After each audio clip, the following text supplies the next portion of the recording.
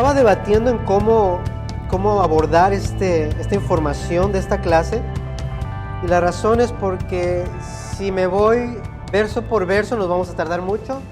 Si voy de entrada a los pasajes que leímos, a lo mejor no va a tener tanto sentido si no saben el trasfondo. Entonces, así que como todavía no sé cómo lo voy a hacer, simplemente le voy a dar. Y vamos a empezar leyendo la palabra de Dios, y va a ser en Juan capítulo 4 del 1 en adelante. Y dice así: Cuando pues el Señor entendió que los fariseos habían oído decir, Jesús hace y bautiza más discípulos que Juan, aunque Jesús no bautizaba sino sus discípulos, salió de Judea y se fue otra vez a Galilea. Y le era necesario pasar por Samaria. Vino pues a una ciudad de Samaria llamada Sicar, junto a la heredad de que Jacob dio a su hijo José. Y estaba allí en el pozo de Jacob. Entonces Jesús, cansado del camino, se sentó así junto al pozo, y era como la hora sexta. Entonces aquí ya de entrada tenemos un montón de cosas.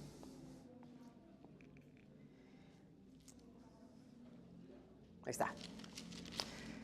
Y para entender lo que está pasando aquí, me gustaría mencionar algunas cosas. Estas notas las puede poner en su Biblia si quiere. Por ejemplo, en el verso 1 dice que Jesús entendió que los fariseos habían oído decir que Jesús bautizaba más que Juan.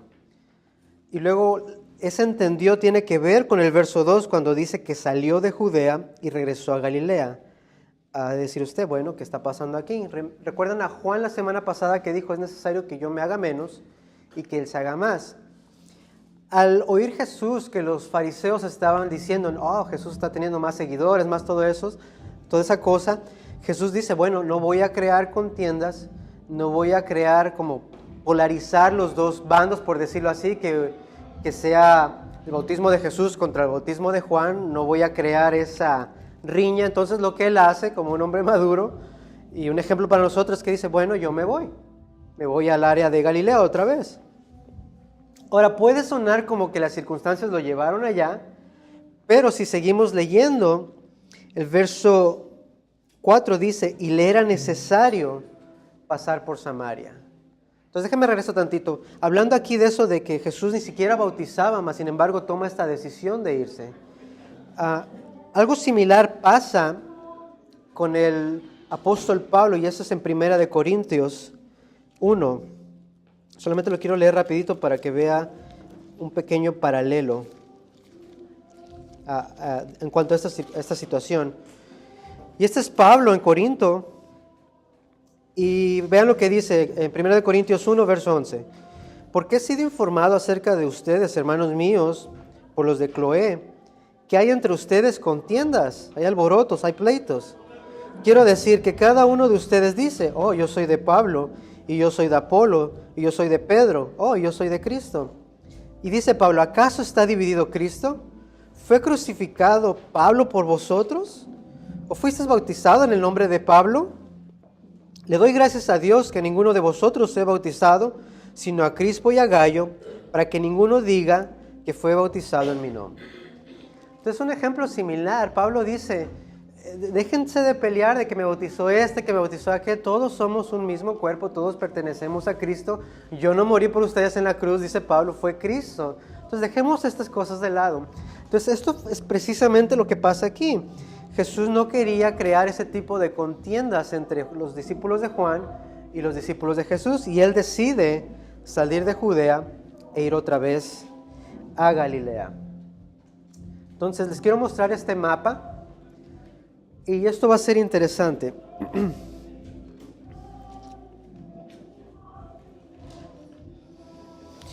Jesús está en el área yo sé que está muy pequeño, pero, perdón. Jesús está en el área de Judea, y él necesita ir está como por acá, él necesita ir al área del área de Galilea. Este mapa no me ayuda mucho. A ver si tengo uno acá que les pueda enseñar.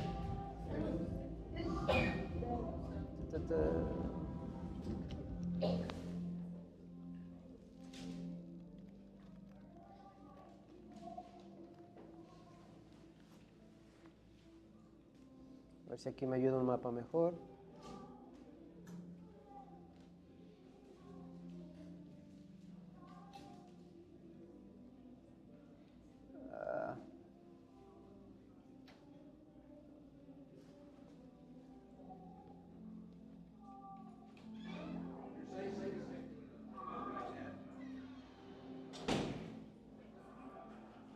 Ok.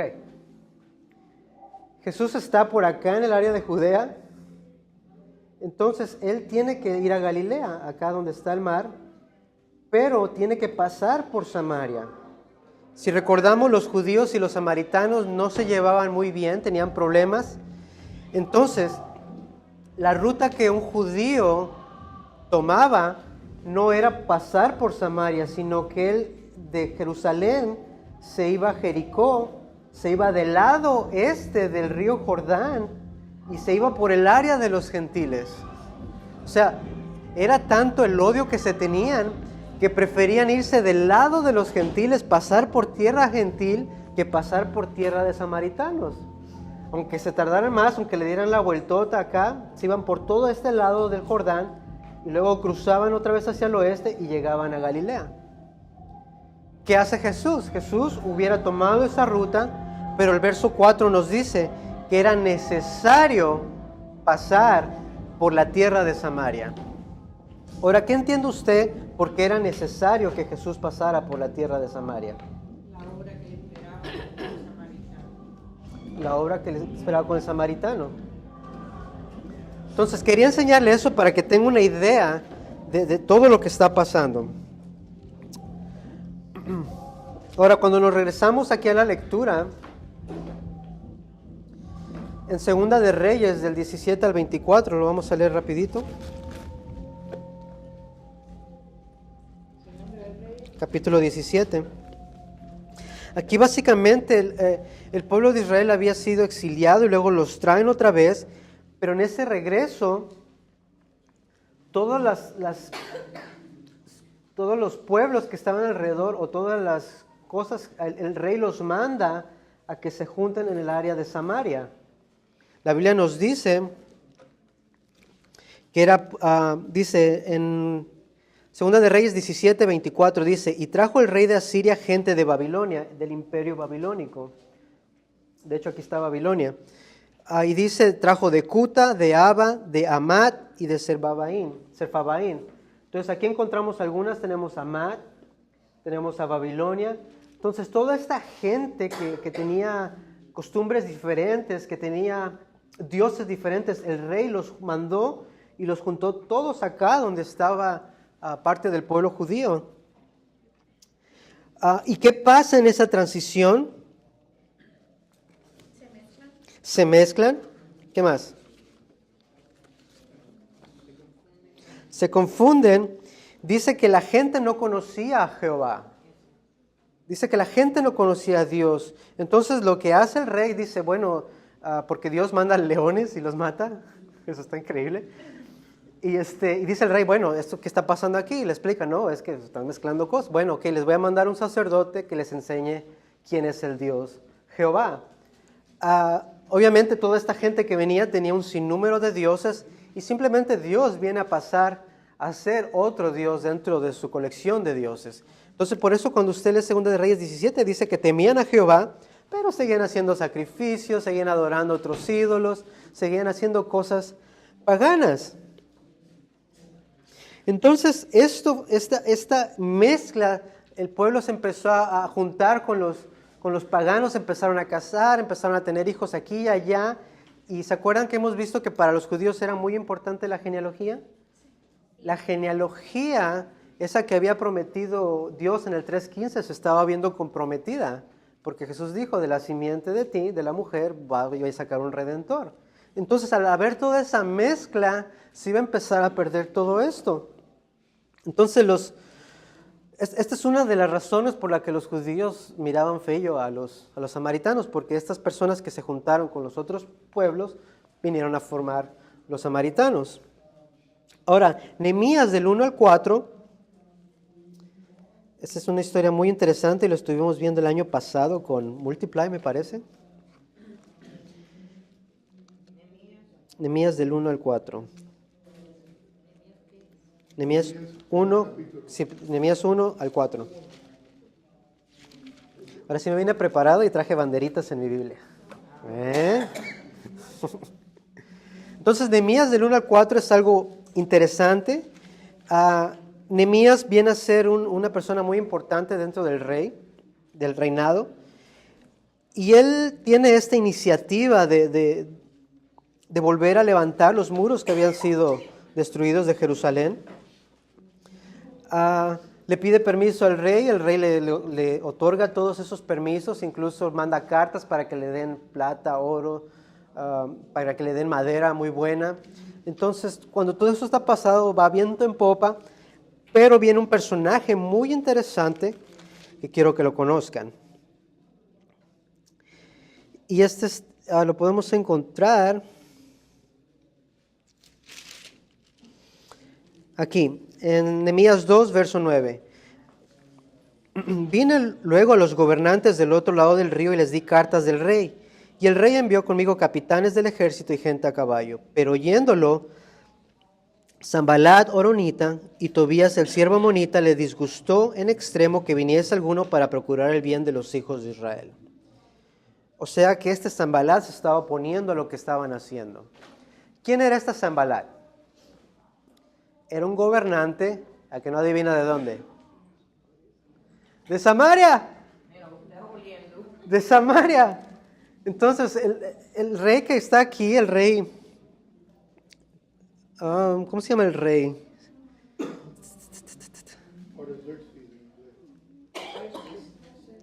Xerxes, no lo recuerdo, perdón. Ahí lee Nehemías. Entonces, el rey le otorga todos los permisos para reconstruir esto. Artajerjes, gracias. Y luego viene este gobernante de Samaria y le dice, ¿sabes qué? No puedes hacer eso. Y se opone, incluso hay hasta burlas. Más adelante eso lo vemos en el capítulo 4. Y chequen esto que hace el gobernante de Samaria. Cuando oyó Sanballat que nosotros edificábamos el muro, se enojó y se enfureció en gran manera e hizo escarnio de los judíos. Y habló delante de sus hermanos y del ejército de Samaria y dijo, ¿qué hacen estos debiluchos? ¿Se les permitirá volver a ofrecer sus sacrificios? Estas preguntas sarcásticas que hace. ¿Acabarán en un día? ¿Resucitarán de los montones del polvo las piedras que fueron quemadas? Y estaba junto a él Tobías amonita, el cual dijo, lo que ellos edifican del muro de piedra, si viene una zorra se los va a tirar. O sea, son unos inútiles, ni siquiera saben hacer las cosas bien. Nehemías 4. Entonces vemos que hay sarcasmo, perdón, 4 del 1 en adelante. Entonces, hay sarcasmo de parte de este gobernante de Samaria. Vemos que se burlan de ellos. Conforme leemos la historia, vemos que Nehemías no pone atención, le pone todo en las manos de Dios. Y finalmente ellos terminan el muro y celebran, y hacen una fiesta y está todo bien interesante. Pero esto es algo que los judíos recordaban constantemente. Primero que se mezclaron todos los que venían, que todos de esa región terminaron en el área de Samaria. Luego cuando están reconstruyendo los muros viene este gobernante y también les burla, les empieza a echar ahí piedras y de todo. Entonces todo esto está claro en la mente de los judíos, esto es todo se les queda ahí hasta la fecha, no sé si todavía no se pueden ver. Esto es lo bíblico, vamos a salirnos un poco de la Biblia para ver qué dice la historia acerca de esto. Josefo es un historiador romano, la historia de Josefo es increíble. Nada más voy a dar una rapidito. Él estaba a cargo de un ejército de los galileos, creo, y estaban en contra del Imperio Romano. Entonces, al final, ellos estaban perdiendo, se metieron a una cueva y tenían como un pacto hicieron. Él era el jefe y estaban todos sus soldados y tuvieron un pacto en el cual él les dice, bueno, yo los voy a matar a todos para que no los capturen y al final yo me voy a suicidar. Al final lo atraparon, no se suicida, pero mató a algunos. Pero lo interesante es esto, que después termina trabajando para el gobierno romano el cual le financia todo lo que necesite para hacer la historia de los judíos. Y lo termina en 2 volúmenes que se llaman Antigüedades de los Judíos. O sea, Dios es increíble. Él usa todo. Entonces, es decir, Simón, ¿por qué usas a Josefo? Los judíos no tienen razón para creer lo que él diga, en el sentido de que él fue un traidor. O sea, lo que él escribe, uno puede decir, pero él es judío, él va a escribir cosas que van conforme a la Biblia. No, él no le debía nada al pueblo judío, le debía todo al imperio romano que lo salvó y le estaba financiando todo esto. Entonces, chéquense lo que dice acerca de los samaritanos. Los judíos apelan a Darío contra los samaritanos. Y los samaritanos, que guardaban contra los judíos sentimientos de hostilidad y de envidia, les causaron infinidad de males, confiados en su riqueza y atribuyéndole parentesco con los persas por su procedencia de aquel país. O sea que los trataban mal. Ahora chéquense esto acá. Más historia acerca de lo que está pasando. Esto es igual a Josefo. Y dice así: Sanbalat fue un gobernador sátrapa de Samaria quien al principio buscó formar una buena alianza con los judíos que habían regresado. Sanbalat dio a su hija en matrimonio a un judío llamado Manasés, hermano del sumo sacerdote Jadúa. Manasés participó en las obligaciones sacerdotales y los ancianos en Jerusalén estaban preocupados por Manasés porque se había casado con una mujer que no era judía. ¿Ven? Tratando de mantener la genealogía. Y dice: ellos le instruyeron a que se divorciara de su esposa o dejara de servir como sacerdote. Sanbalat, el rey de Samaria, o el gobernante de Samaria, tenía una mejor oferta. Sanbalat le dijo a su yerno que fuera al norte, y Sanbalat construyó el altar en el monte Gerizim. Recuerden eso, el monte Gerizim, convirtiendo a Manasés en sumo sacerdote. Muchos otros sacerdotes partieron con Manasés y empezaron a servir en el monte Gerizim junto a los samaritanos. Empezaron a adorar en ese monte. Nehemías no menciona a Manasés, sino que solamente dice eso en Jeremías 13 del 27 al 29. ¿Será también que ustedes se dirá que cometieron gran pecado de ofender a nuestro Dios casándose con mujeres extrañas? A uno de los hijos de Joyadá, hijo del sumo sacerdote Eliasib, lo eché de mi lado porque era yerno de Sanbalat, el honorita. Recuerda esto, Dios mío, en perjuicio de los que profanaron el sacerdocio y el pacto de los sacerdotes de los levitas. Simón, ¿qué quiere decir todo eso? Que los judíos no se llevaban bien con los samaritanos por todas las cosas que habían pasado, por toda esa mezcla de razas, por decirlo así, de costumbres. Y entonces vemos que Dios los castiga después por eso. Pero esto es el contexto que quiero que tengan detrás de lo que está pasando en la narrativa de Juan. ¿Estamos bien? De repente se pusieron bien serios. Entonces, esto es Nehemías y seguimos con los samaritanos. Esdras 8, capítulo 8 al capítulo 10. Pasa lo mismo. Aquí vemos que hay una genealogía de los judíos que habían regresado del exilio. Vemos que también hay una lista de personas que no entraron, y luego vemos que hay una acción difícil, y es el de correr a todas las esposas e hijos que no eran judíos. Entonces, esposas que no pertenecían a los judíos, los echaron fuera. Y ha de decir uno por ahí, bueno, ¿por qué hace esto Dios? Le voy a leer el comentario que dice esta Biblia acerca de esto, acerca del 10.3, porque dice entonces, ahora pues hagamos pacto con nuestro Dios y despediremos a todas las mujeres y los nacidos de ellas, o sea, los que no eran parte de los judíos, según el consejo de mi Señor y de los que temen el mandamiento de nuestro Dios. Y este es el comentario. Los matrimonios mixtos se deben entender desde una perspectiva nacionalista y como tales ponían en peligro a toda la nación. Si la consecuencia era que la gente no cumplía con los parámetros divinos, la nación entera correría el riesgo de volver a padecer el juicio de Dios. En pocas palabras, lo que ellos estaban tratando de evitar era que esto se fuera por la borda. Si ellos se quedaban ahí, si esta mixtura con otros pueblos se quedaba, entonces, no la genealogía, pero esta línea que va a llevarnos hasta el Mesías se iba a ver infectada, se iba a ver dañada y se podría haber perdido.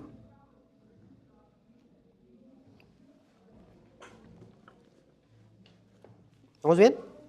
Entonces, teniendo todo esto, vámonos otra vez a Juan.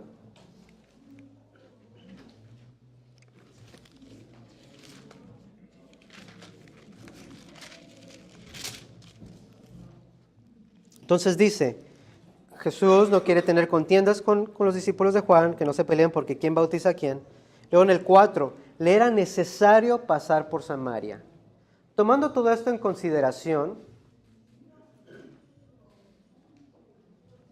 le era necesario a Jesús, estando por acá, pasar precisamente por Samaria para ir a Galilea. ¿Le era necesario a Jesús pasar precisamente por Samaria cuando la ruta preferida era por el otro lado del Jordán para evitar a los samaritanos? Sí. ¿Era necesario para cualquier otro judío? No. Me gusta este comentario de D.A. Carson. Les pasaría mis notas, pero no sé si le vayan a entender, está bien raro. Dice, acerca de era necesario pasar por Samaria. Posiblemente este lenguaje revela una cita divina que Jesús tenía con la mujer samaritana. Vuelvo a lo mismo, Gálatas dice, cuando se cumplió el tiempo, entonces Dios mandó a su Hijo. La palabra que usan aquí, que la vamos a ir viendo, es hora. Y es bien interesante porque Dios trabaja en el tiempo que Él estableció, no cuando uno quiere, no cuando uno lo busca, es cuando Él dice es aquí, pues no hay vuelta atrás. Créame porque, bueno, más bien no me crea, léalo en la Biblia. Entonces, dice, y era necesario pasar por Samaria. Vino pues a una ciudad llamada Sicar, junto a la heredad que Jacob dio a su hijo José. Y estaba allí en el pozo de Jacob. Aquí les voy a mostrar unas fotos de cómo se ve ese pozo actualmente. Yo cuando lo estaba buscando, cuando estaba haciendo esto, dije, a lo mejor está ahí abierto todavía. Y no, está todo cerrado en un edificio. De hecho, parece como una iglesia por fuera. Entonces, pero ese es el pozo. Se calcula que actualmente tiene 100 pies de profundidad. En aquel entonces era mucho más profundo. Entonces dice, y estaba allí en el pozo de Jacob. Entonces Jesús, cansado del camino, sediento de ti, se sentó así junto al pozo y era como la hora sexta. Muchas cosas pasan aquí. Ese es el pozo de Jacob. Dice que Jesús estaba cansado. Eso nos demuestra la humanidad de Jesús.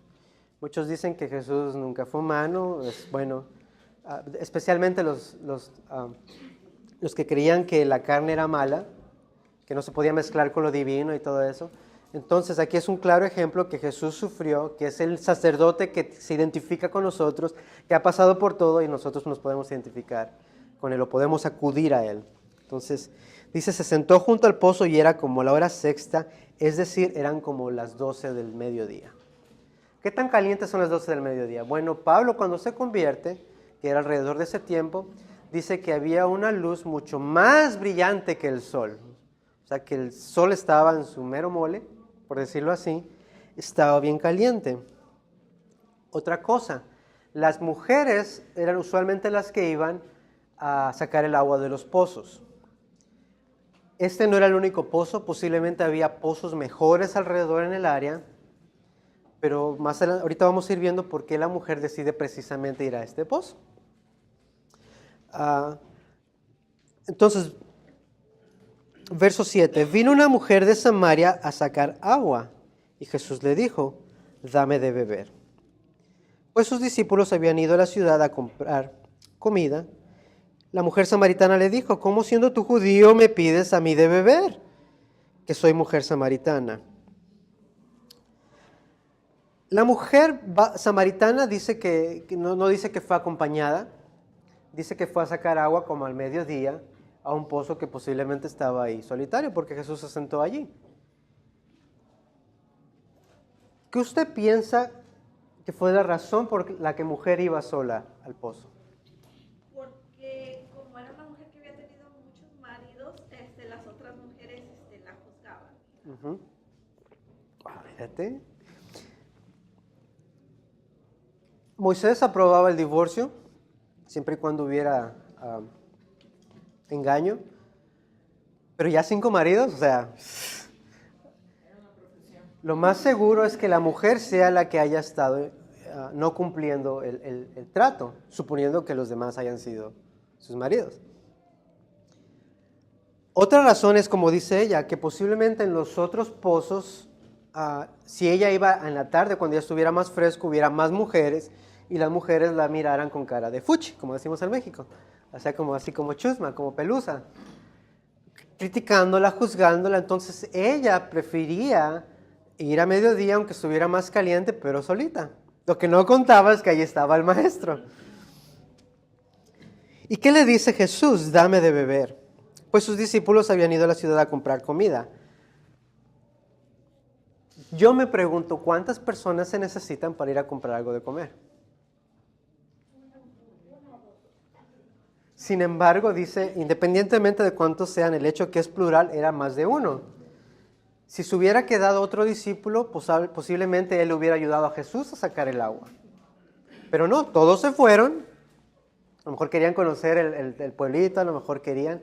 Pero no, porque acuérdense, pasa otra cosa más interesante. Los discípulos van a comprar comida ¿de quién? De los samaritanos. Claro. O sea, de hecho los judíos trataban a los samaritanos como perros. Hay leyes que tienen los judíos de que una olla es para leche, otra olla es para carne. Si tú estás acá echándole algo y se brinca una gotita a la carne, ya se echó a perder todo el plato. Tienes que tirar todos los cubiertos, así de exagerado. Ahora imagínate que les haga un plato a alguien samaritano.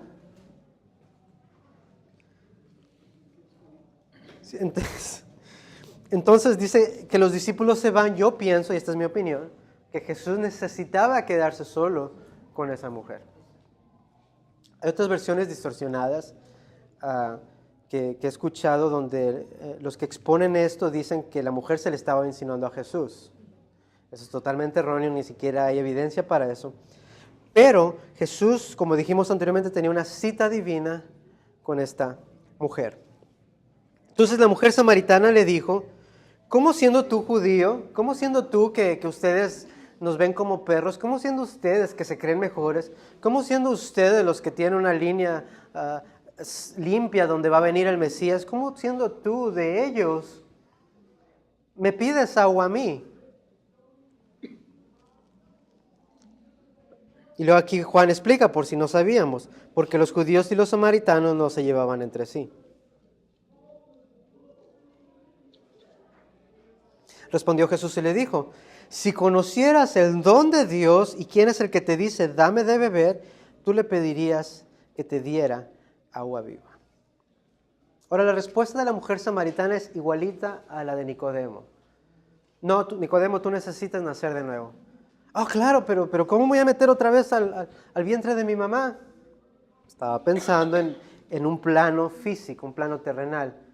Dame de beber. ¿Cómo me pides a mí que te dé de beber? Dice, bueno, si conocieras quién es, yo te voy a dar agua viva. Y la mujer le dice, si no tienes con qué sacarla, ¿cómo me vas a dar agua desde el fondo? Pensando en un plano físico. Es muy poco probable que la mujer entendiera todo lo que Jesús decía. Posiblemente no conocía el Antiguo Testamento tan bien como Nicodemo. Entonces vamos a ir al Antiguo Testamento para ver qué es lo que se refiere con aguas vivas. Y es Éxodo 17, donde tenemos el ejemplo de la peña de Oreb.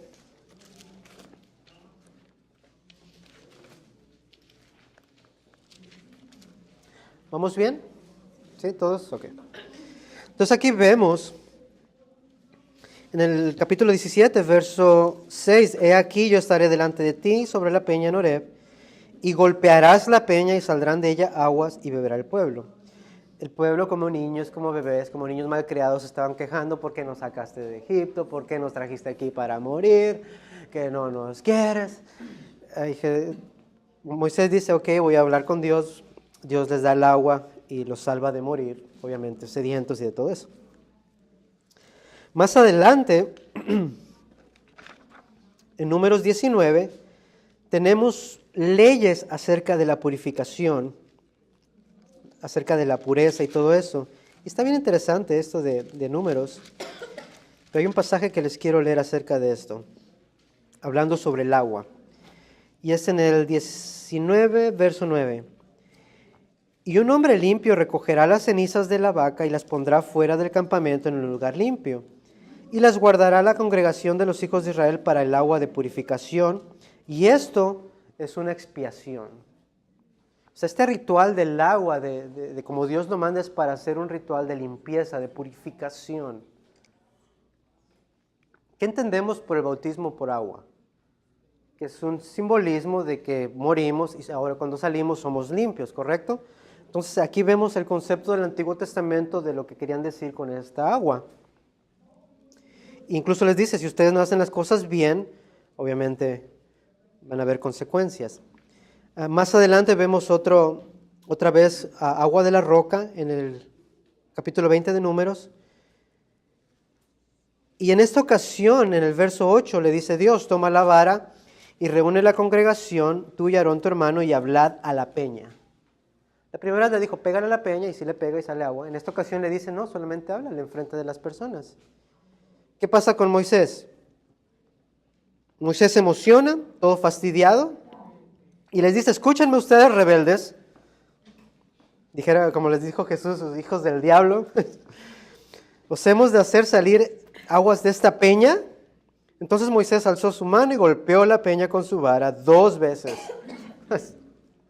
Y salieron muchas aguas y la bebió la congregación y sus bestias. Ahora Dios pudo haber dicho: no, pues no voy a dejar para que me desobedece, ahí que queden mal él. Pero él no iba a quedar mal, Dios era el que iba a quedar mal si no salía agua. Dios como quiera deja brotar el agua, pero como cada cosa tiene su consecuencia, ¿cuál fue la consecuencia de esta desobediencia? Ni él ni toda esa congregación incrédula entró a la tierra prometida. Entonces la oración es bien importante. En este pasaje vemos un poco de cómo el agua entra dentro de este ritual de pureza, cómo sacia la sed, cómo te ayuda a seguir, cómo te salva, por decirlo, en ese momento de que tienes sed. Entonces es un concepto del Antiguo Testamento. La mujer samaritana estaba en su mundo, estaba bien perdida. Ella le pregunta: bueno, no tienes ni cómo sacar agua, ¿cómo me vas a dar a mí de beber? Jesús, volviendo otra vez a Juan,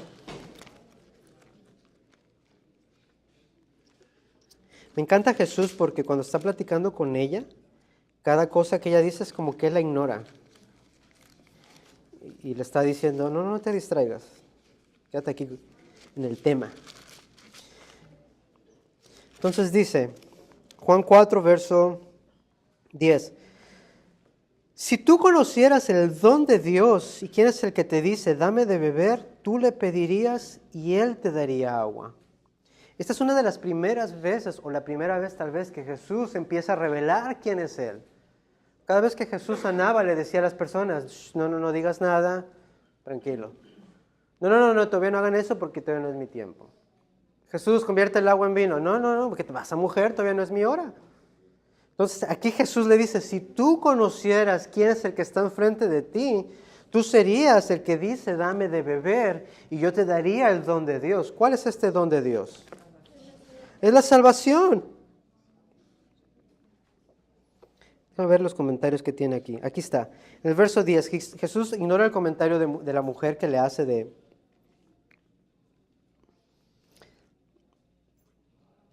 cómo siendo tú judío me pides de beber. Y la palabra don, dorea, en el griego significa algo que es gratis. Algo es un regalo. Entonces le dice Jesús: si tú supieras quién soy yo, tú me pedirías a mí que te diera de esta agua y yo te la daría gratuitamente. Yo te daría la salvación, yo te daría el perdón de pecados, yo te daría la vida eterna, yo te daría esa entrada para que adores al Dios, a Jehová, nuestro Dios. Entonces este es otro ejemplo de que lo que vimos la semana pasada, la salvación no es algo que podamos ganar, no es algo que nosotros hayamos buscado, no es que un día nosotros dijimos, yo necesito salvarme.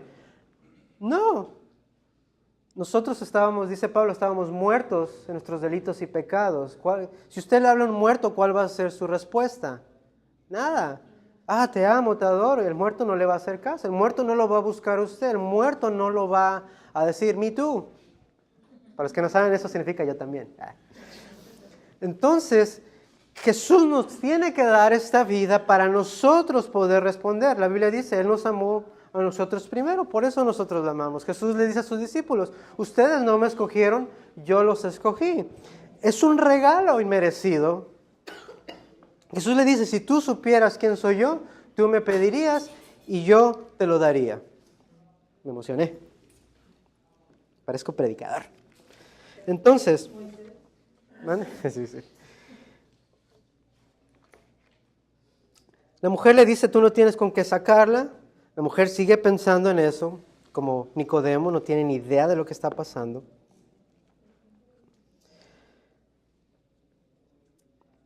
Entonces esto es lo que le dice la mujer, no tienes ni siquiera de dónde sacarla. Y aparte el pozo está bien hondo. ¿De dónde pues tienes el agua viva? Me imagino ahí como que, ¿de dónde me vas a dar esa agua viva? ¿Acaso eres tú mayor que nuestro padre Jacob, que nos dio este pozo del cual bebieron él y sus hijos y sus ganados? La mujer tiene un poco de sarcasmo en lo que dice, tiene un poco de incredulidad, pero empieza a notar ciertas cosas. Este hombre sabe algo. Pudieron haber pasado dos pensamientos en la mujer. Uno, que Jesús en verdad era una persona grande o que simplemente es un charlatán. Conforme leemos las Escrituras, yo creo que la mujer por lo menos tenía como un presentimiento de que Jesús era alguien mayor, pero conforme leemos como que todavía nunca se dio cuenta. Entonces Jesús le cambia el tema y en cierta forma más adelante, pero Jesús le dice, cualquiera que bebiera de esta agua volverá a tener sed del agua del pozo. Mas el que bebiera el agua que yo le daré no tendrá sed jamás, sino que el agua que yo le daré será fuente de agua viva que salte para vida eterna.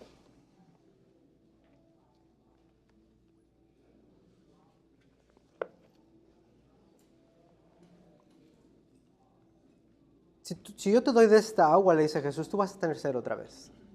Si yo te doy de esta agua, que yo solamente te puedo dar este don de salvación, este regalo, tú no vas a necesitar más de esta otra agua. Entonces, en nuestras lecturas, vamos a seguir viendo un poco más de lo que es esta agua. Isaías 12. El agua no significa el Espíritu Santo, ¿verdad? Sí, también es todo el trabajo del Espíritu Santo, la salvación, la gracia de Dios, todo está envuelta dentro de esa metáfora del agua. Pero todavía no llegaba el Espíritu. No, todavía no. ¿Mande? Entonces, ¿cómo se le iba a dar si todavía no venía? ¿Cómo se salvaron las personas que le dijo Jesús antes de que Él fuera crucificado? Él le dijo, tus pecados te son perdonados. Por ejemplo, el que estaba en la cruz le dijo, desde hoy estarás conmigo en el paraíso. Por el nombre de gracia. Por la gracia, o sea, Él le tocó. Todavía no había sido también crucificado. ¿Por él? Pero Él es Dios, Él puede perdonar. Entonces, pregúntale a Jesús, porque yo no sé. Ok, entonces Isaías 12. Isaías 12 es un pasaje donde habla acerca del reino del norte y de la destrucción de Israel en manos de los asirios. Y básicamente Isaías dice que vendrá un tiempo donde Dios removería su ira y la convertiría en salvación para la gente. Y luego dice Isaías en el verso 3 y 4 del capítulo 12, Sacaréis con gozo aguas de las fuentes de la salvación. Y diréis en aquel día, cantad a Jehová, aclamad su nombre, haced célebres en los pueblos sus obras, recordad que su nombre es engrandecido. Luego dirá, magníficas son tus obras, se ha sabido esto por toda la tierra. Más adelante, Jeremías 2, del 4 al 37, nos habla más sobre estas aguas, pero nos da una perspectiva acerca de cómo las personas dejaron esas aguas que tenían con Dios y esas aguas que corrían, que fluían y las cambiaron por aguas estancadas. Y dicen en Jeremías 2, verso 13, porque dos males ha hecho mi pueblo, dice Dios. Me dejaron a mí fuente de agua viva, el que les proveó la vida, el que les proveó todo, y cavaron para sí cisternas rotas que no retienen el agua. Pusieron su confianza en cosas que no sirven para nada y me abandonaron a mí. Entonces Dios se compara con aguas vivas. Y este pasaje que me gusta está en Jeremías 17, que fue parte de las lecturas. Y básicamente en esto de confiar en las cisternas es consistente con lo que dice aquí Jeremías, en Jeremías 17, 5. Así ha dicho Jehová, maldito el varón que confía en el hombre. Será como retama en el desierto, morará en los sequedales del desierto. Mas bendito el varón que confía en Jehová, porque será como árbol plantado junto a aguas, que junto a la corriente echarán sus raíces y no verán cuando viene el calor, sino que su hoja estará verde y en el año de sequía no se fatigará ni dejará de dar fruto. Jeremías 17. Entonces aquí vemos varias comparaciones de lo que es el agua. Si estamos en el agua, en estas aguas de agua viva, vamos a tener fruto, vamos a estar frondosos, cuando vengan las circunstancias no va a pasar nada, porque nosotros vamos a estar ahí bien arraigados a Cristo, a la piedra angular. Pero si nos enfocamos en nosotros mismos, si confiamos en nosotros mismos, dice la Biblia, maldito el hombre que confía en el hombre. Y no solo eso, le vendrán todas estas cosas, que cita más adelante. Luego el verso 13 dice, oh Jehová, esperanza de Israel, todos los que te dejan serán avergonzados y los que se apartan serán escritos en el polvo porque dejaron a Jehová manantial de aguas vivas. Entonces esto está increíble. Estos son pasajes que me gustan mucho.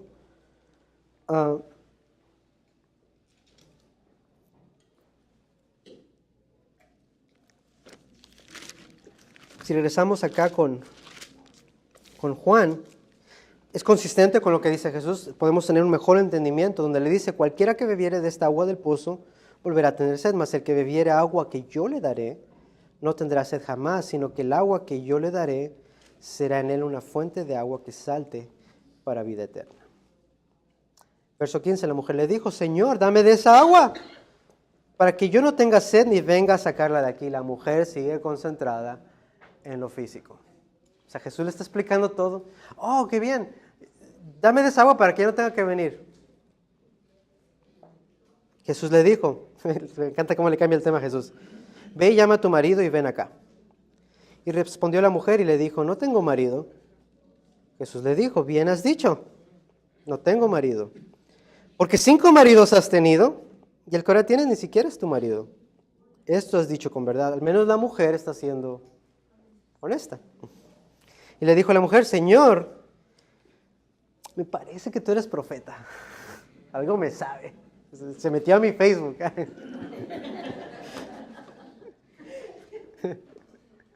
Estuvo bueno.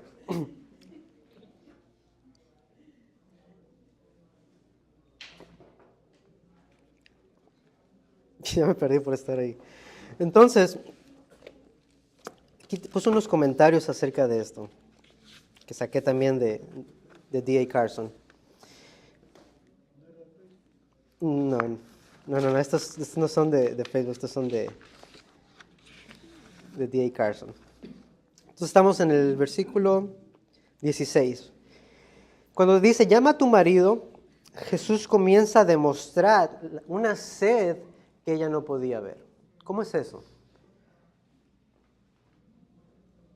La mujer posiblemente tenía este problema de adulterio, lo cual significaba que ella estaba buscando llenar algo, saciar algo, una sed que buscaba en algo físico con otra persona. Un vacío, me gustó eso, un vacío. Entonces Jesús empieza a mostrarle eso. Bueno, llama a tu marido. Ah, es que no tengo. Ah, pues sí, cierto, pues tengo como 5. Y el que tienes ni siquiera es tu marido. Entonces eso estaba demostrando una necesidad en la vida de esa mujer que ni ella sabía que tenía. Igual que Natanael, en este caso Jesús demuestra su deidad, su omnisciencia al decirle todas estas cosas a la mujer. Natanael fue el que vio debajo de la higuera que se estaba quejando. ¿Acaso puede salir algo bueno de allá? Jesús le dijo, yo sabía lo que estabas pensando. No, sí eres el Mesías. Ese Natanael. Verso 17, ella le dice, no tengo marido. Era verdad, asumiendo que sus esposos hayan estado muertos o divorciados. Jesús confirma lo que ella dice. 5 maridos has tenido, dice. Jesús la descubre, pero Jesús no la juzga en el sentido de que la ataca. Jesús nomás le dice, bien has dicho, de hecho, ya has tenido 5 maridos. Entonces dice ella, Señor, como que eres profeta. Y este comentario dice, la mujer trata de cambiar el tema. El texto en griego sugiere que la traducción que podría ponerse mejor sería, Señor, me parece que tú eres el profeta. Y esto tiene un poco de sentido por lo que empieza a desarrollarse en la conversación. En el verso 9, la mujer le dice, Señor, me parece que tú eres el profeta. 20, nuestros padres adoraron en este monte y vosotros decís que en Jerusalén es el lugar donde se debe adorar.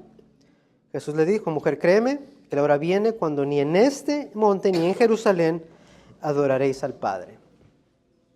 Entonces, cuando la mujer dice, me parece que tú eres el profeta, eso va como que la mujer empieza a meter este tema de la adoración a algo que viene más aquí adelante. Jesús le dice, va a venir la hora donde ni aquí en este monte ni en Jerusalén se va a adorar. 22, vosotros adoráis lo que no sabéis, nosotros adoramos lo que sabemos. La mujer tenía las escrituras, tenía el Pentateuco, la ley, pero tenían como otra versión que usaban los samaritanos donde favorecía más a ellos. Cuando dice Jesús, nosotros adoramos lo que sabemos, es que dice Jesús, nosotros tenemos todo el Antiguo Testamento, nosotros tenemos una revelación de Dios. Entonces nosotros entendemos a quién adoramos. Ustedes dicen que adoran, pero en realidad no entienden o no conocen a esa persona a la que le rinden adoración. Entonces dice, mas la hora viene y ahora es cuando los verdaderos adoradores adorarán al Padre en espíritu y en verdad, porque también al Padre tales adoradores busca que le adoren. Dios es espíritu y los que le adoran en espíritu y de verdad es necesario que le adoren. Y la mujer responde, sé que ha de venir el Mesías, llamado el Cristo. Cuando Él venga, nos declarará todas las cosas. Entonces, cuando ella dice, creo que tú eres el profeta, está haciendo como una pequeña referencia, a lo mejor sin darse cuenta, de que ese que dice más adelante es el que le va a aclarar todas las cosas. Ellos no usaban tanto la palabra Mesías. Los samaritanos usaban más la palabra, ¿qué le escribí? Taeb, que es básicamente un restaurador o un revelador. Por eso dice, este es el que les va a revelar todas estas cosas cuando ya sea el tiempo. Jesús le dice, no, ya es este tiempo. Entonces Jesús le revela abiertamente quién es. Y eso lo vemos aquí en el verso 25. La mujer le dice, sé que ha de venir el Mesías llamado el Cristo. Cuando Él venga nos declarará todas las cosas. Y Jesús le dijo, yo soy el que habla contigo. Yo soy el Mesías. ¿Ese que estás diciendo? Soy yo. Es la primera vez donde Jesús abiertamente dice, yo soy el Mesías, yo soy el Hijo de Dios, yo soy el que venía en esta línea genealógica, yo cumplo todo lo que está en el Antiguo Testamento, todo se cumple en mí, aquí estoy, yo soy. Simón, podría ser también de que el sacerdote Esdras que mandaron de Babilonia para acá para que les enseñaran, porque ellos ya habían perdido el conocimiento de Dios porque se habían mezclado con otras religiones paganas. Entonces ese sacerdote nada más les enseñó el Pentateuco, los primeros 5 libros, era todo lo que ellos conocían de la Biblia. Ahí no te puedo responder con seguridad. Lo que logré investigar era que los samaritanos usaban ciertos pasajes donde los favorecía a ellos. Como por ejemplo aquí donde dice... Sí, porque eso leí yo que nada más era el Pentateuco que se les enseñó. Por ejemplo, cuando dice la mujer, el verso 20, nuestros padres adoraron en este monte y vosotros decís que en Jerusalén. Ella se estaba refiriendo al monte Gerizim. Puede decir que la religión samaritana era como una secta del judaísmo, en un sentido. Las sectas se caracterizan porque no dicen la verdad. Utilizan la verdad, pero enseñan parte de la verdad. Y esa verdad a veces también está distorsionada a conveniencia. Entonces, en un sentido, era como una secta del judaísmo porque parte del sacerdocio se había mezclado. Ido a ese lado con aquel, ¿cómo se llama? El que era el yerno de Salvador. Sí. Entonces ahí comenzó prácticamente el culto samaritano. Claro. Esa mujer yo creo que era de no sé qué generación, porque dice nuestros padres, está hablando de otras generaciones anteriores, nuestros padres adoraban este monte y apuntaban al monte Gerizim. Sí, en esa referencia que hace la mujer samaritana, creo que es aquí. Hay que reconocer que cuando se dividió el reino del norte y el sur, el reino de Israel en contra del reino de Judá. Aquí está. Cuando un rey quiere controlar el pueblo, la religión tiene mucho que ver con el control Claro. del Estado. Entonces, si el pueblo va a Jerusalén a adorar, tú pierdes el control del pueblo. Entonces, lo que quiso hacer el rey del norte, el rey de Israel, era que adoraran en Israel, en el norte, y no adoraran en Jerusalén. Por eso cambiaron el lugar donde tuvieron la adoración en el norte del reino, para que no pudiera el reino del sur controlar el pueblo que estaba en el norte. Claro. Y ahí fue donde hubo esa división. Claro. Ahora, hablando de lo que decía ella, un pasaje que usan los samaritanos, o que ella posiblemente tal vez conocía, era en Deuteronomio 27, y dice así, en el verso 12, cuando hayas pasado el Jordán, estos estarán en el monte Gerizim para bendecir al pueblo, Simeón, Leví, Judá, Israel, José y Benjamín. Entonces, y estos estarán sobre el monte Ebal para pronunciar maldición, y hablarán los levitas y dirán a todo varón estas cosas. Entonces ellos usan estos pasajes para usar el monte Gerizim como un lugar de adoración. Entonces por eso le dice a Jesús, bueno, nosotros decimos que aquí, pero tú dices que en Jerusalén. No había más, entonces se tuerce una verdad porque se obedece a un evento. Claro. Cuando se pronuncian las bendiciones y las maldiciones, unos en el monte Gerizim y otros en el monte Ebal. O sea, las bendiciones en uno y las maldiciones en otro. Eso tiene que ver con un evento histórico. Uh-huh. Pero ellos tuercen las cosas, ¿no? Y ahora enseñan como que acá se debe adorar. Claro. Ahora Jesús ignora totalmente ese comentario en cierta manera, no toma lados. Si yo fuera Jesús, a lo mejor hubiera dicho, no es en Jerusalén. Qué bueno que no estuve allá hablando con ella. Pero Jesús le dice, no, es que mira, no entiendes, eso no importa. El Antiguo Testamento, todos los profetas nos hablan de estas aguas vivas, esta promesa que va a ser para todos. Y que no va a haber un lugar específico para adorar. Jesús le dice, no va a ser ni en Jerusalén, no va a ser ni en este monte, sino que va a ser una adoración genuina en espíritu y en verdad, una adoración que de verdad agrada a Dios. Entonces en las lecturas tenemos varios pasajes. Por ejemplo, Sofonías habla acerca de un juicio venidero, pero también habla acerca de que Dios lo adoren. Por ejemplo, en Sofonías 2:3, busquen al Señor todos los humildes de la tierra, los que han puesto en práctica sus normas, busquen la justicia, busquen humildad. El ser humildes, en practicar sus normas, en vivir una vida íntegra, es una forma de adoración a Dios en espíritu y en verdad que no se hace necesariamente en el monte o en Jerusalén, sino en cualquier parte en donde estén esas personas. A este pasaje me encanta, Sofonías 3:11.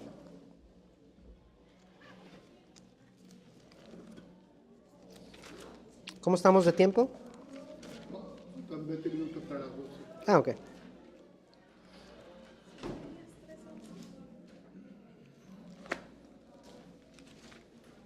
No encuentro Sofonías.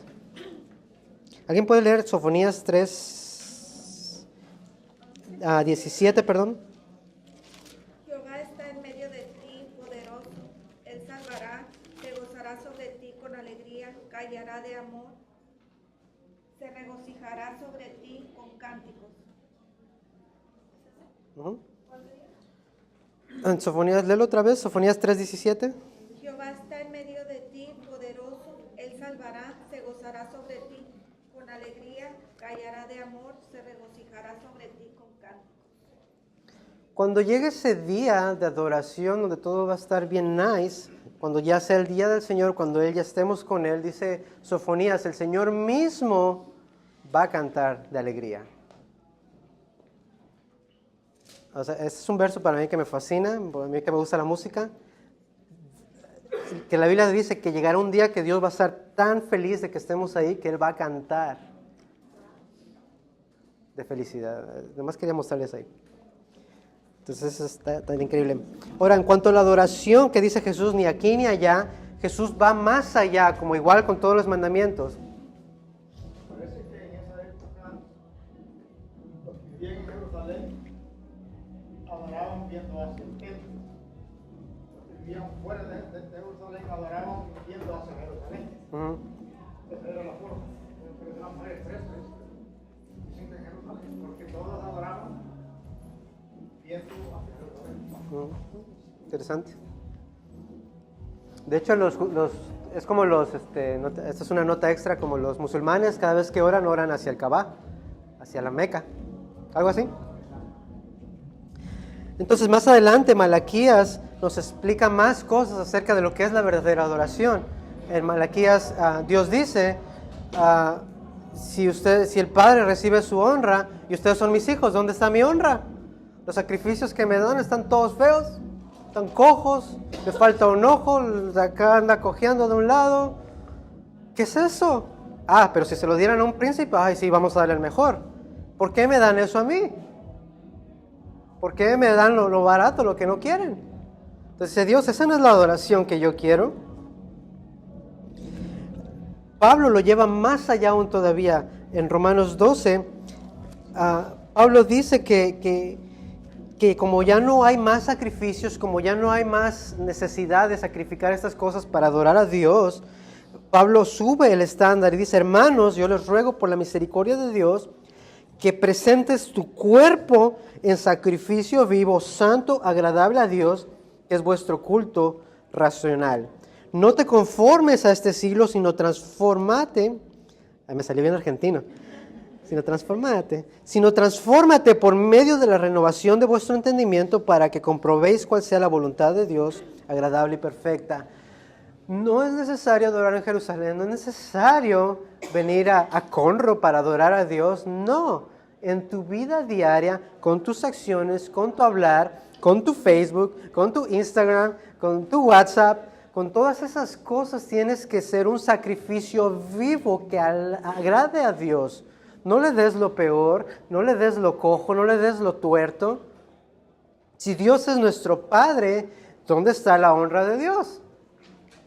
Y ahorita que decimos Padre, de hecho Jesús lo menciona. Empieza a introducir este concepto de Padre a la mujer samaritana. Jesús le dice en el 23, Juan 4, 23, Mas la hora viene y es ahora cuando los verdaderos adoradores adorarán ¿a quién? Al Padre. Los que vienen por medio de mí ya no son perdidos, ya no son alejados, son hijos de Dios que van a adorar al Padre. Ahora una nota apologética aquí. Los musulmanes no pueden hacer esto con Alá porque Alá no es su Padre. Los musulmanes no tienen la más mínima esperanza de algún día poder decirle a Alá Padre. De hecho, cuando ellos oran, ellos dependen de cómo se sienta Alá, a ver si los perdona y a ver si se salvan. Sura 5:18 dice, los judíos y los cristianos dicen, somos hijos de Alá y sus predilectos.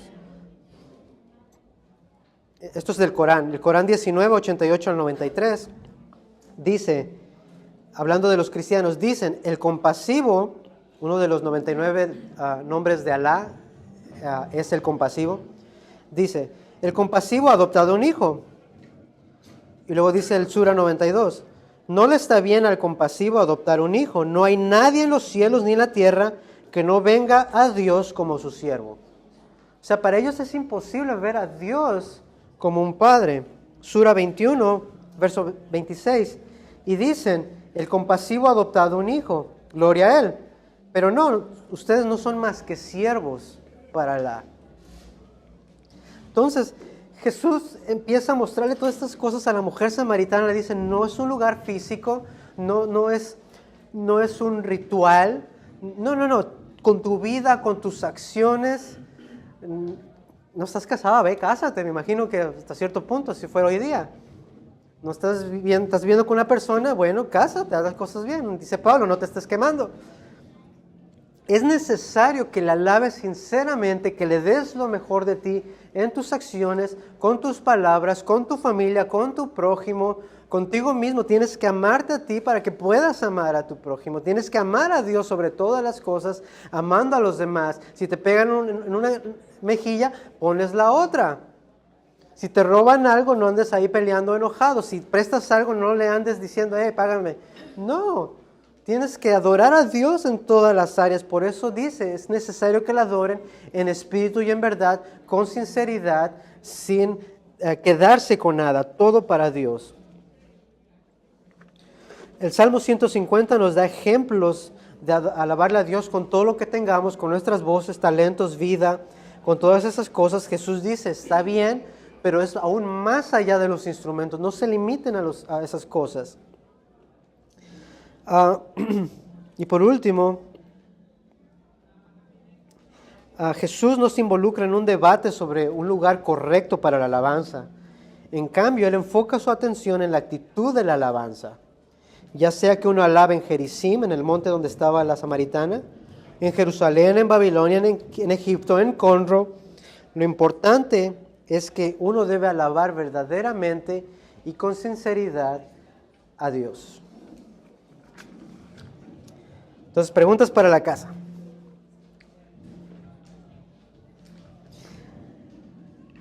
¿En qué formas tú y yo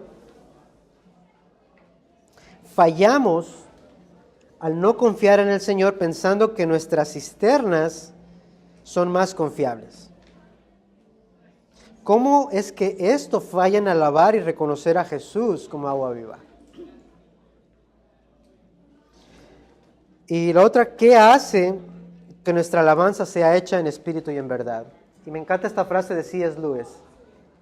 Y él dice, analizando los evangelios, parece que nuestro Señor Jesús encuentra que nuestros deseos no son demasiado fuertes, sino que son débiles. Somos criaturas de doble ánimo, perdiendo el tiempo con bebida y sexo y ambición cuando nos es ofrecida alegría infinita. Como un niño ignorante que quiere seguir jugando con pastelitos de lodo en una pocilga, porque no puede imaginar lo que son unas vacaciones en el mar, somos demasiado fáciles de complacer. Y aún vamos a llevarlo más allá. En esta otra frase, y el libro se llama Todos adoramos algo, por G.K. Bale. Y él dice, Dios hizo al hombre a su imagen Pero si el hombre no se entrega completamente a Dios, entonces el hombre va a reflejar algo más en la creación. Como cristianos, no es posible ser neutral. O reflejamos al Creador o reflejamos algo de la creación. Y esto se refiere a nuestra adoración. Si nosotros tenemos algo más que sea Dios, ya somos idólatras. Por ejemplo, no digo que sea mal, pero hay personas que se levantan 3 de la mañana para ir al gym porque tienen una imagen de un cuerpo que debe de ser. No tiene nada de malo ir al gym, no tiene de malo hacer ejercicio. El punto es de que cualquier cosa que usurpe el lugar de Dios nos hace reflejar esa imagen y no al Dios que nos hizo. Entonces, por eso dice este escritor, es importante que nosotros reflejemos al Creador con nuestras acciones, adorándolo en lo que hacemos y no a la creación. ¿Bien? Excelente. Padre, te doy gracias, Señor, en esta mañana por tu palabra. Gracias, Señor, por que simplemente, Dios, eres magnífico. Gracias, Señor, por el agua viva que nos da, Señor, por la salvación, por tu gracia, por el regalo del Espíritu Santo que nos sacia diariamente, Dios. Padre, te ruego, Dios, que nos ayudes, Señor, a adorarte en espíritu y en verdad en todas nuestras áreas. Perdona, Dios, si hemos adoptado la imagen de la creación y no la imagen del Creador. Ayúdanos a enfocarnos a ti, a adorarte, Señor, como debe de ser, dándote lo mejor de nosotros y no las cosas que nos sobran. Gracias, Señor, por todas las personas que toman tiempo para aprender tu palabra. Te pido que tú les sigas fortaleciendo, enseñando, bendiciendo, Señor, en gran manera, Señor, hasta que lleguemos, Señor, a la altura del varón perfecto. Padre, te agradezco, mi Dios, por tu palabra, y a ti, mi Dios, te doy la honra y la gloria por causa de tu Hijo Jesús. Amén.